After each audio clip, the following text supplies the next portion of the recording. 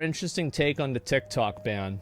Okay. Regarding this TikTok ban, here are my 2 cents. Okay. I think the whole thing has very little to do with our government being so concerned about our data. Our data has been sold 1,000,000 times over. By American companies, no less. That's Cambridge true. Analytica was a freaking disaster for our country. Facebook has lost track of our data so many times, you think Mark would get tired of saying, oh, sorry, everyone, our bad. Well, they want to lose it so many times that they don't have to make an announcement for it anymore. So then they can start giving it away and say they lost it and nobody will care. Mark 300 IQ just like always. He knows that apologizing after the fact costs him less money than doing the right thing. And since our government has never held him responsible, just like any other company, he keeps paying the fine and apologizing to the cameras. Well, that's the way it works. And guess what? I bet the fine is less than the money they made for selling the data. Or the money they saved for not having better security on the data. So it's like if you save $100 million, but in doing so you get fined $50 million, is this a good idea or not? Know that we can't speak around our cell phones or Google HomePods or Alexa without the thing you were talking about coming up in some targeted ad on your phone or computer. You know what I need? A new blazer. Oh, look at all these cute blazers in my feed. I don't know if this is true. And I am not willing to... I would not go and be like, yeah, this is totally true. It is. I don't think it's true. Well, actually, no. I don't think I'm certain that it's true.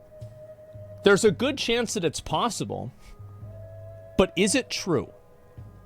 Because how much of this is confirmation bias? How many times do you open up your phone before and after that you have a conversation and the ad shows that's not something that you talked about? Probably 100 other times. But all the time, whenever you talk about something and then you see an ad, well, you've got the confirmation bias going. Because it's like, oh my God, these two things align with each other. It's like, for example, I will see numbers and it's like, oh, that's the number that like I use for like fucking my gamer tag in like fucking Xbox. And I will notice that number more, or I'll notice my birthday more because I'm predisposed to have that confirmation bias. So I'm not going to just believe this, okay? Now, I'm not saying it isn't true. But all I'm saying is that somebody's, oh, well, I looked this up and then there was an ad for it, so that means it was listening to me. Well, I don't know that. You should probably get a 3D printer. Oh, hey, look at the printer that just came up. What a good deal. Yeah. Come on. It's weird and it's scary and it's very Big Brother, but it's been happening for years and there was no bipartisan... I feel like this is a bit of a... To just say this is true... And again, like, is there any evidence for this? Where is the evidence? Where is it? What should I look up? That's the fun part. How can so many people be so sure about something that there's no, like what? Oh my God, this is like astrology. Read Google TOS, literally say something into your phone multiple times. But what if I do it and it doesn't work? Because I know what's going to happen. If I say lamp 50 times and then I open up Google and then there's not an ad for a lamp, people are going to be like, oh, well, yeah, it just hasn't worked yet. Or, oh, well, you know, it doesn't work every time. Or, oh, well, you know, maybe they don't have ads for lamps right now. Do you see what I'm saying? Like, it's such a fucking stupid thing to just assume, like, this is true. There is no, like, I feel like if there was a very clearly and easy to understand test that was used to prove this to be the case, we would either be able to replicate it or we would be able to have some form of documentation of it. I don't have any documentation. And I'm not going to just assume I did it, test it right now. Okay. What do you want me to do? How do you want me to test it? Say dog food. Okay. I really like dog food. Man, I really wish I knew where to buy dog food. I got a new dog and I don't know what to feed it. I sure hope I can get some good dog food. All right. Let's go ahead and look at YouTube. Austin, did you know there are non-stop flights to paradise? Apparently, this is an American Airlines ad to fly somewhere where there are flamingos. And let's see, how many more ads do we have? Oh, it's an ad for Facebook. Okay. Oh, this is another one. It says, play games with friends. Give it a day.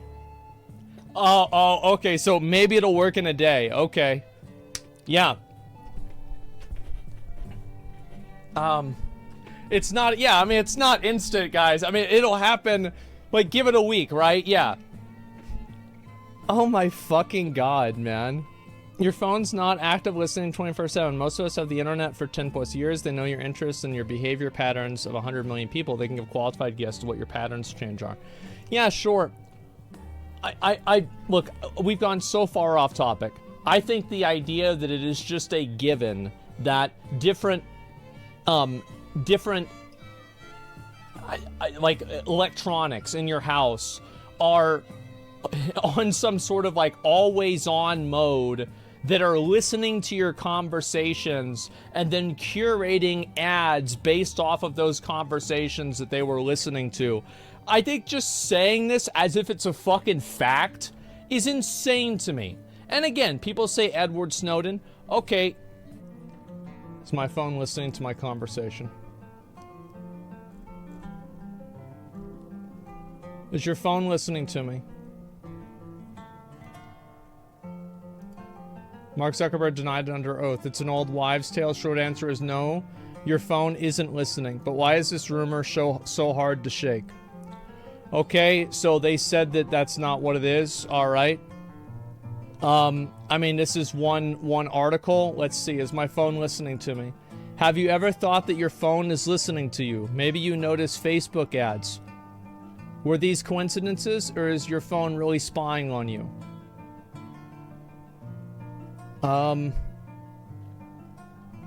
Yes, it is true that your phone is listening to you through virtual assistants via your built-in microphone. Well, of course, because you're talking to the virtual assistant. And in order for you to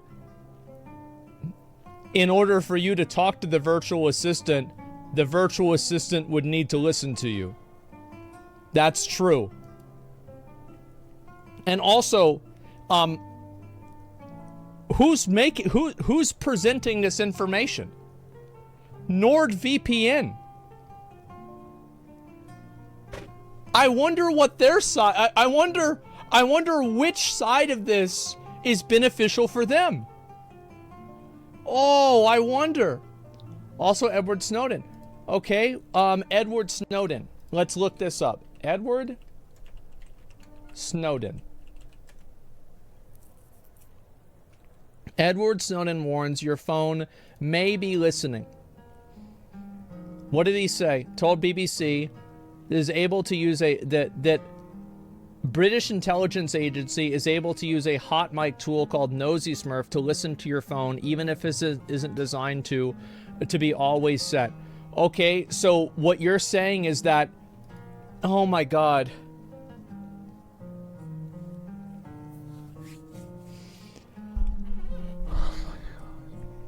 I'm losing my fucking mind.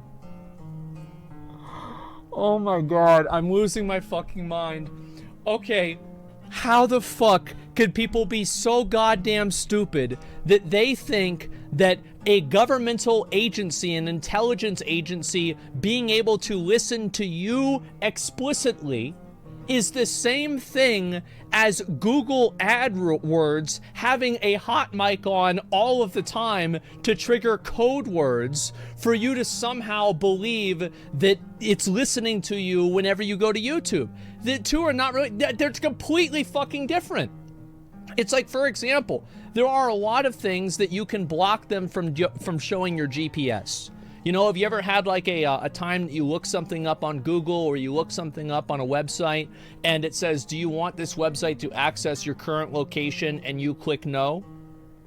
Have you ever seen that? Yes, you've seen that. Yes. Okay, so this is definitely a thing. It exists. And so you click no. To say that the government can track your phone even if you press the no button isn't... Is this a surprise to anybody? Of course the government can do that.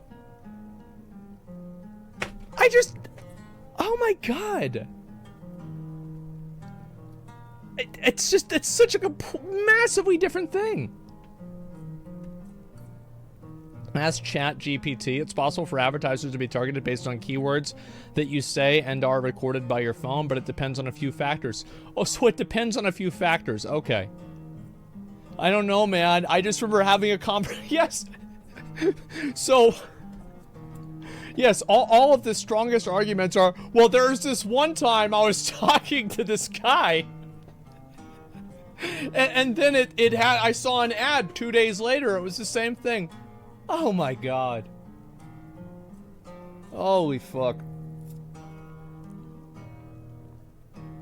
Talk about dog food all day and check tomorrow. Was Chad extra stupid today? Anytime that people are able to discern a conspiracy, it makes them feel smart. So it's hard to convince somebody that they're not smart because they want to be smart. That's why. It makes perfect sense. Anytime that people's intelligence is called into question because they believe something stupid, they will double down on the stupid thing rather than look at it objectively. And this is what's happening right now. They're using examples that are wrong or bad, and they're also using these like fucking anecdotes. It's crazy. Without even considering the idea that it could just be confirmation bias. We're fucking 30, we're not even a minute into the video. This has nothing to do with the video, but it drives me fucking crazy how people can just be so fucking delusional. Let's watch the rest of the video, okay? Oh my God. Here we go. Jesus.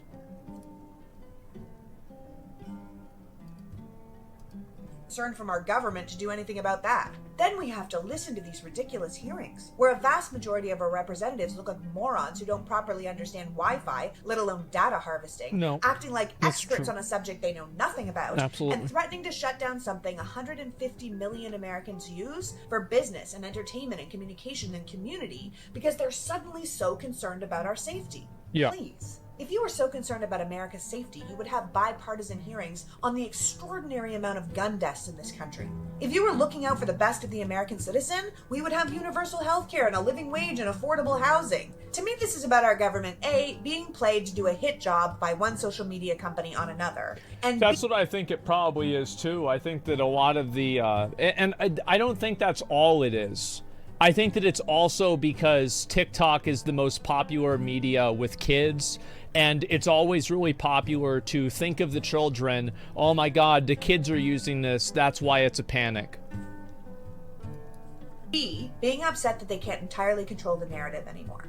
TikTok is not just a dancing teenager app. It's a place where marginalized voices can connect and educate and inspire the rest of us. It's where we literally get breaking news. I think that's such a silly argument. It's where marginalized people are. They're on every social network. Like, it's not like TikTok is unique and special to that. And also, like, there are really bad things on TikTok too. It's like using that as an argument is the same as using, well, there's underage girls dancing on TikTok too for adult men that are sexualizing them. Like, both of these arguments are like examples.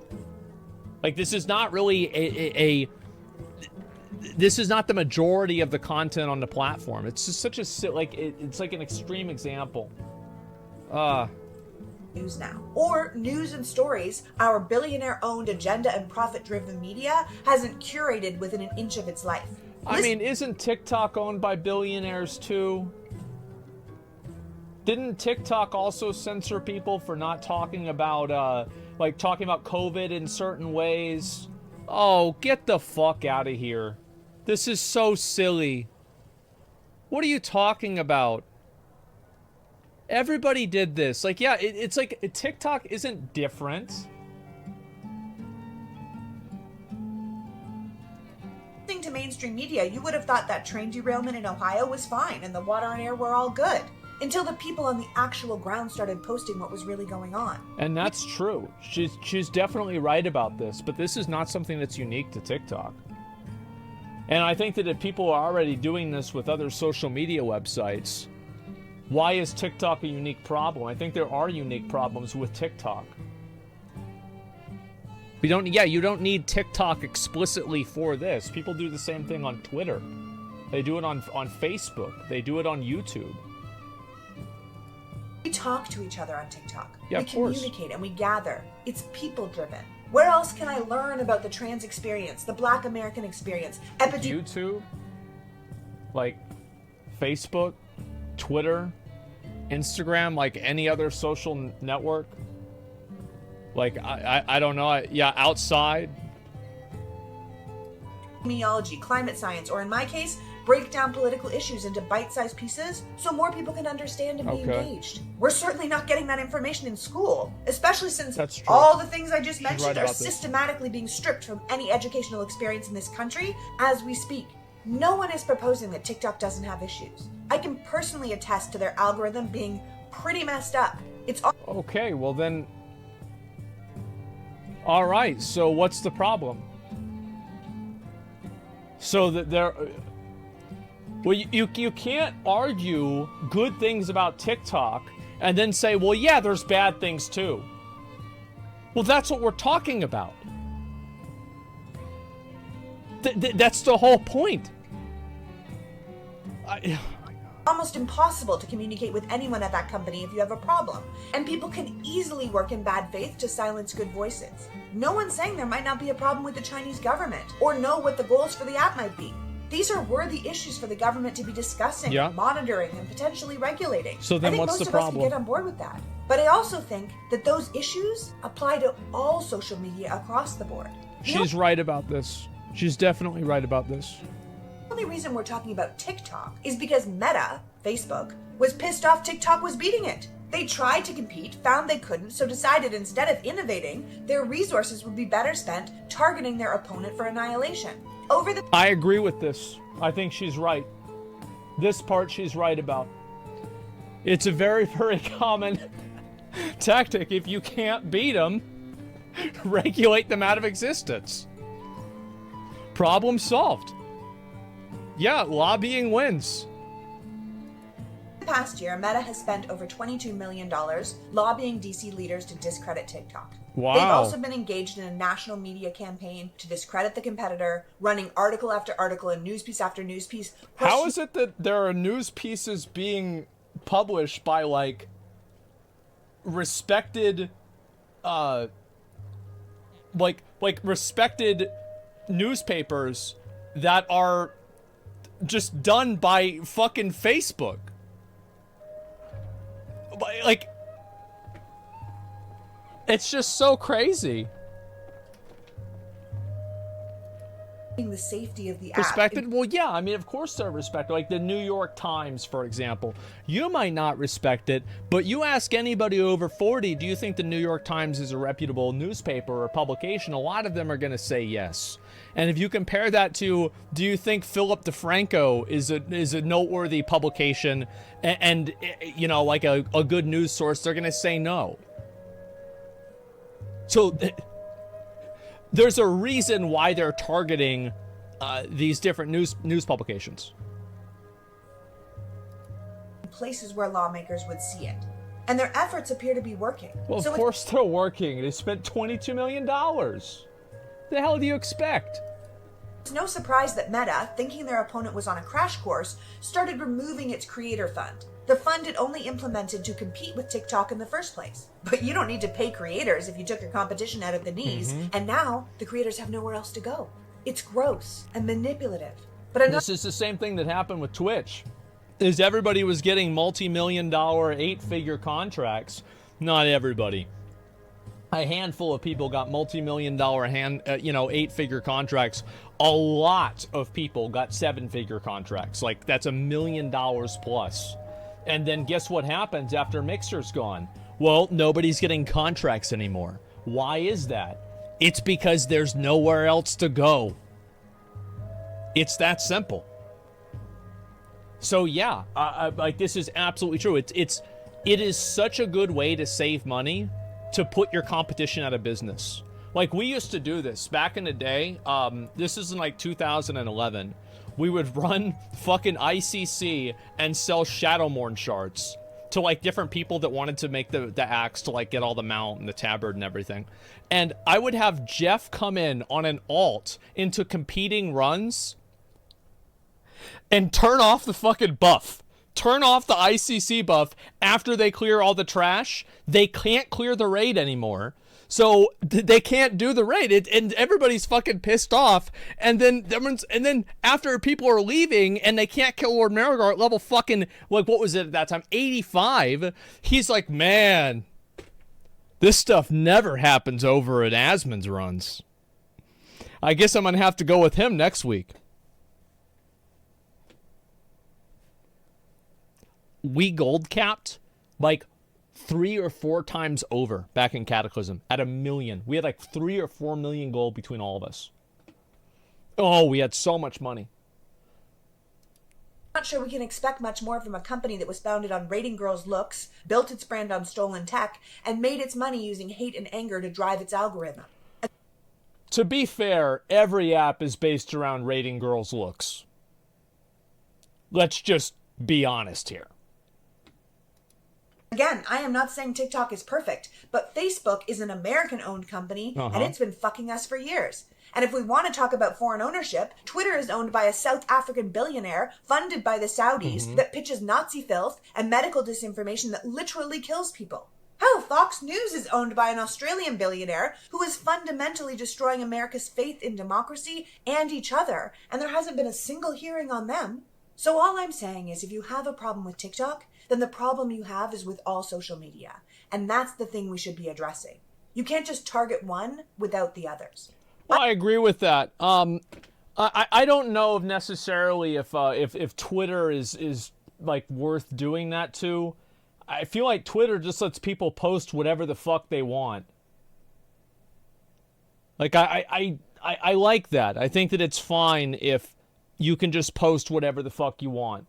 And if it's a problem, I actually agreed with Elon Musk on this. If it's a problem with what people are posting online, make a law against it. Don't start asking some fucking company to arbitrate this and play favorites with your side and not the other side. Yeah, make a fucking law against it.